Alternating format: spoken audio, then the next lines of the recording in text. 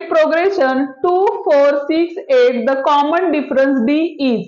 म्हणजे तुम्हाला arithmetic progression दिलेले आहेत. अरिथमेटिक प्रोग्रेशन म्हणजे काय, ज सिक्वेन्स, आणि सिक्वेन्स मध्ये काय असतं तर जो प्रत्येक टर्म्स मधला जो डिफरन्स असतो, कॉमन डिफरन्स असतो, तो काय असतो तर कॉन्स्टंट असतो. तो कॉन्स्टंट असेल तरच त्याला आपण काय म्हणतो, अरिथमेटिक प्रोग्रेशन असे म्हणतो. तर आता इथे आपल्याला अरिथमेटिक प्रोग्रेशनची दिलेलं आहे इथं तुम्हाला, आणि डिफरन्स फाइंड करायचंय. तर डिफरन्स फाइंड करताना आपल्याला ही पहिली जी टर्म असते ती T1 असती, दुसरी T2, तिसरी T3 आणि चौथी असती ती T4 असती. आता डिफरन्स कसा फाइंड करायचा, तर आधीच्या म्हणजे पुढच्या टर्म मधून मागची टर्म मायनस केली की आपल्याला काय मिळतो, डिफरन्स मिळतो. म्हणजे डी काढताना आपण काय करणार आहे बघा, T2 मायनस T1.